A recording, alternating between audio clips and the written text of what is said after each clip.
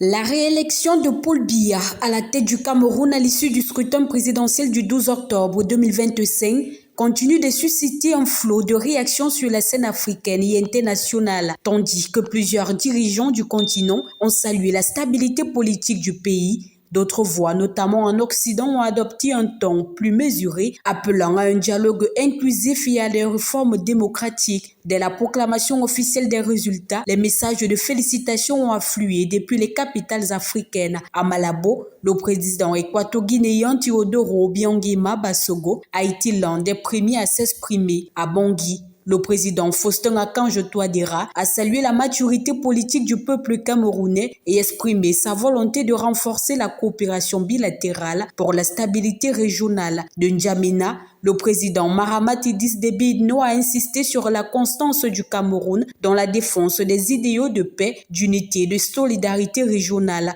Tandis qu'à Libreville, Brice Clotaire Olinguinguema évoquait un scrutin décisif pour la cohésion et la continuité en Afrique centrale. Les institutions régionales, à l'instar de la Commission de l'Union africaine et de la CEAC, ont également adressé leurs félicitations soulignant la tenue pacifique du scrutin et appelant à poursuivre les efforts de consolidation démocratique. Au-delà du continent africain, plusieurs partenaires du Cameroun ont tenu à saluer la reconduction du président Biya. La Chine, partenaire économique majeur du pays, a félicité le chef de l'État camerounais par la voix de son président Xi Jinping, réaffirmant la volonté de Pékin à renforcer la coopération bilatérale dans les domaines des infrastructures, de l'énergie et de l'éducation. De son côté, le président russe Vladimir Poutine a adressé un message de félicitations vantant le rôle du Cameroun comme partenaire stable et fiable en Afrique centrale. Le Royaume du Maroc et les Émirats arabes unis ont également exprimé leur reconnaissance pour la stabilité et la vision de développement du Cameroun, soulignant leur volonté de renforcer les échanges économiques et sécuritaires. Si la plupart des partenaires africains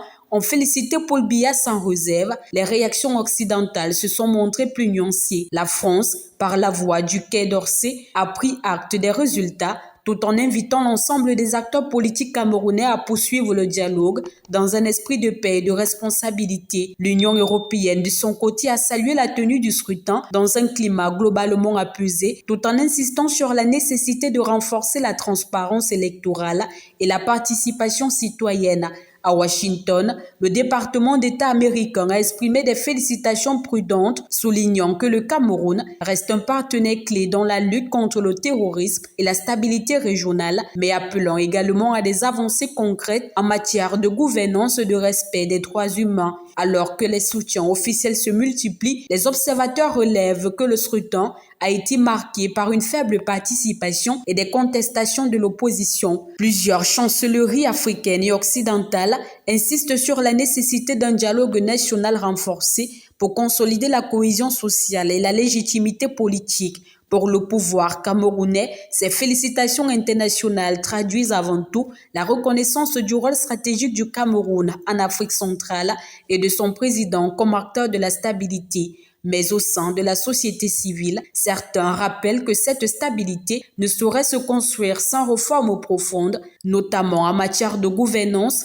d'alternance de justice sociale. À 92 ans, Paul Biya entame ainsi un nouveau mandat placé sur le signe de la continuité, mais aussi sous l'œil attentif de ses partenaires internationaux. Entre félicitations diplomatiques et attentes politiques, le Cameroun s'avance dans une période charnière où stabilité et réforme devront cohabiter sous le regard du monde